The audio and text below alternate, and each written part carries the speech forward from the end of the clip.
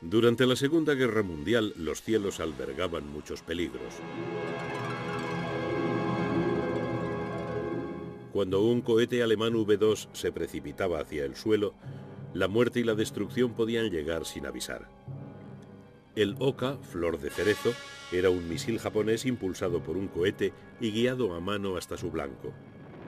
Los aviones suicidas japoneses, los kamikaze, fueron una de las armas más terroríficas de la Guerra del Pacífico. Pero existía otra arma japonesa que constituía una amenaza para el continente americano.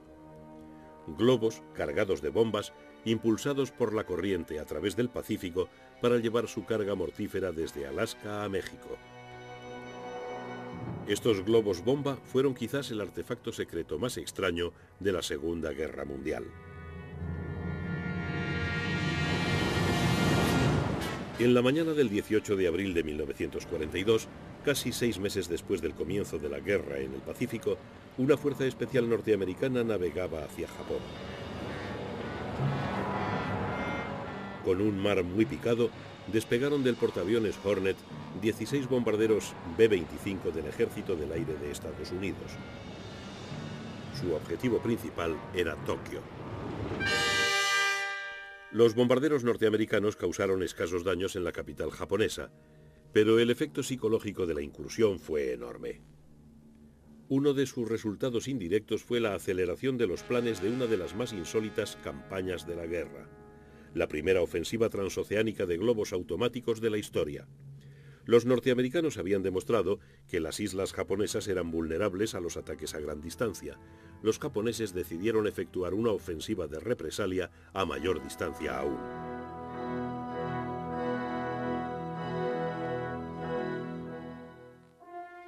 El uso bélico de los globos se remonta a junio de 1794, cuando los franceses emplearon uno de tipo Montgolfier como puesto de observación en la batalla de Fleurus. También se emplearon globos vigía en la Guerra Civil Norteamericana. Cuando el ejército prusiano asedió París en 1871, los globos permitieron a los franceses entrar y salir de la capital bloqueada. En la Primera Guerra Mundial, globos cautivos de observación oscilaban sobre las redes de trincheras enfrentadas. Eran un blanco tentador para los aviones de caza. Los observadores iban equipados con paracaídas y reventar globos se convirtió en tarea de especialistas. En ese mismo conflicto, las aeronaves alemanas denominadas Zeppelines, por el nombre de su inventor, el conde Ferdinand Zeppelin, llevaron a cabo la primera ofensiva de bombardeo estratégico permanente sobre objetivos del Reino Unido. A pesar de su tamaño, los enormes Zeppelines resultaron frágiles instrumentos bélicos. Los británicos emplearon la autonomía de estas aeronaves para tareas de patrulla marítima.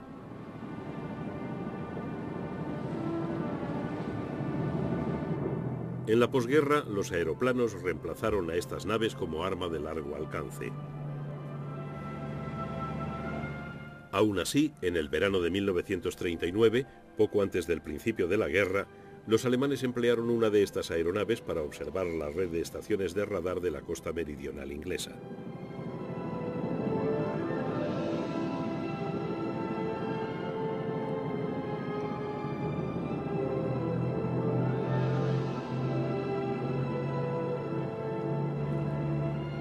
En 1943, en plena guerra, los norteamericanos empleaban con éxito estas naves para patrullar sobre sus vitales convoyes del Atlántico.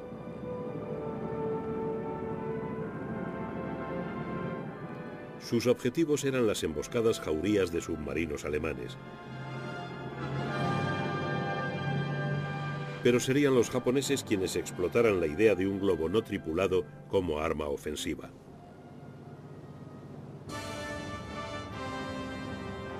El 7 de diciembre de 1941, con su golpe inaugural de la Guerra del Pacífico, los japoneses demostraron el poder destructivo de los aparatos transportados en portaaviones.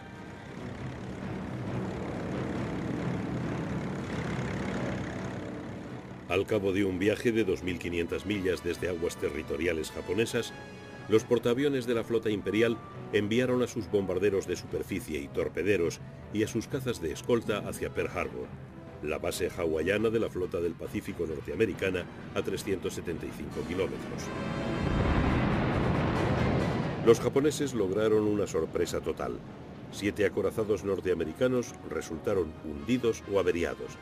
Cientos de aviones fueron destruidos en tierra.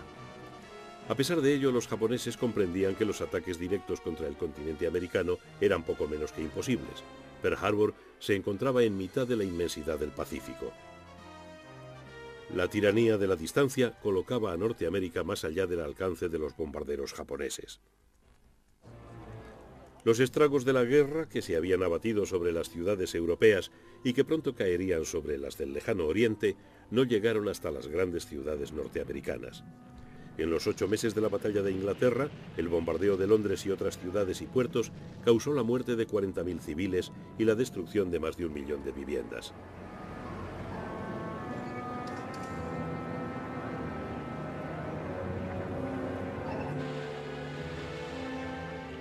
Los japoneses decidieron fabricar globos que cruzaran el Pacífico para soltar bombas incendiarias y de fragmentación sobre las granjas, los bosques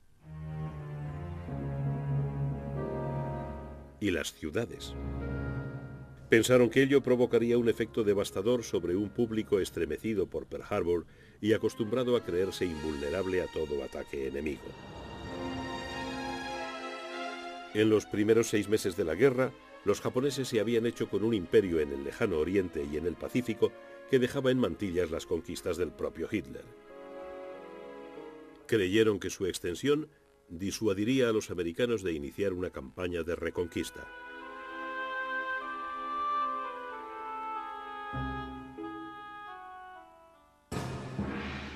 En septiembre de 1940, más de un año antes de que los japoneses entraran en guerra, el arquitecto de su proyección hacia el Pacífico, el almirante Isoroku Yamamoto, había advertido seriamente al emperador Hirohito: si se me ordena luchar sin pensar en las consecuencias, avanzaré sin inconvenientes durante los primeros 6 meses o un año, pero no garantizo en absoluto el segundo o tercer año.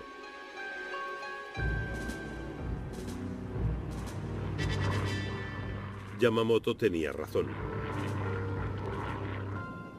El almirante conocía bien los Estados Unidos. La consecuencia del ataque a Pearl Harbor fue el despertar del gigantesco poder económico norteamericano. En 1937, el ejército norteamericano era inferior al de Portugal. Pero en 1944, los Estados Unidos producían casi el 50% del armamento mundial. La entrada en guerra había desatado un potencial aparentemente ilimitado. Las armas que los Estados Unidos suministraban a sus aliados podían haber equipado a 2.000 divisiones. Yamamoto sabía que los japoneses no podían sostener una guerra a ese nivel.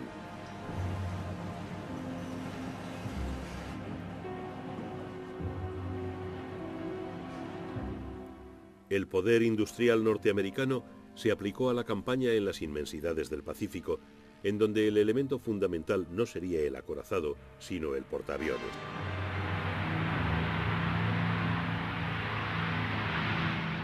En 1943, la Fuerza Aérea Norteamericana de primera línea del Pacífico había alcanzado a la japonesa.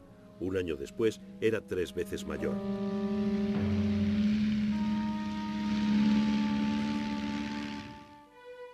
Después de la decisiva victoria naval norteamericana en la gran batalla entre portaaviones de Midway en junio de 1942, el control japonés sobre su imperio del Pacífico empezó a debilitarse.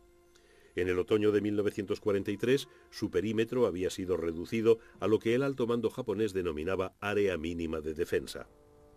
Más aún, la mayor parte de la infantería japonesa estaba empantanada en una guerra que parecía imposible de ganar en China. Podía infligir tremendas derrotas a sus enemigos, pero al igual que el ejército alemán en la Unión Soviética, no podía asestar un golpe definitivo.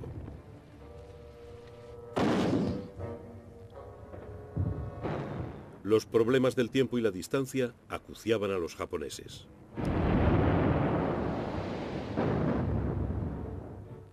Al reducirse su perímetro defensivo, la gran base japonesa de suministros de Rabaul, en Nueva Bretaña, fue aislada por el avance norteamericano.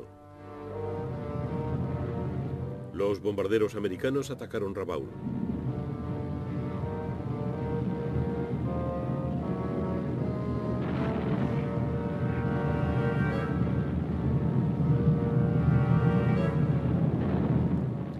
Pero las fuerzas anfibias norteamericanas no hicieron ningún intento por capturar Rabaul. Quedó aislada para que se pudriera en la cepa.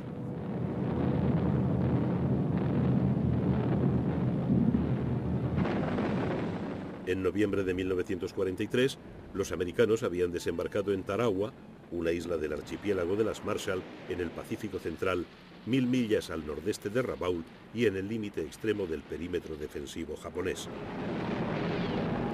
En la dura batalla por Tarawa, los norteamericanos recibieron unas lecciones vitales para la campaña anfibia que les esperaba.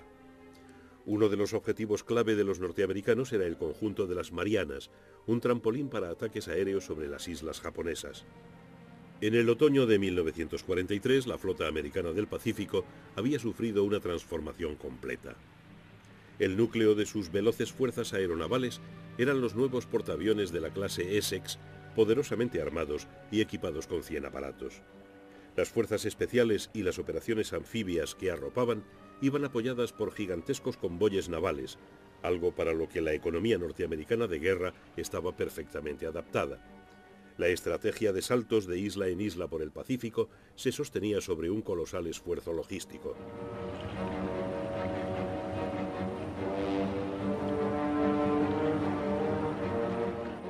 Gran parte de ese esfuerzo consistía en la captura y construcción de pistas de aterrizaje. Una vez terminadas, estas pistas se empleaban para establecer zonas superpuestas de control aéreo que permitían a las fuerzas anfibias rebasar las guarniciones japonesas aisladas.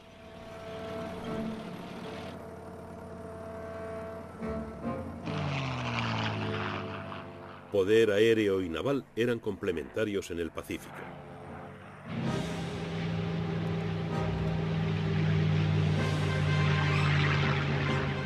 En cambio, la Armada japonesa, en acción constante desde diciembre de 1941, había sufrido graves pérdidas.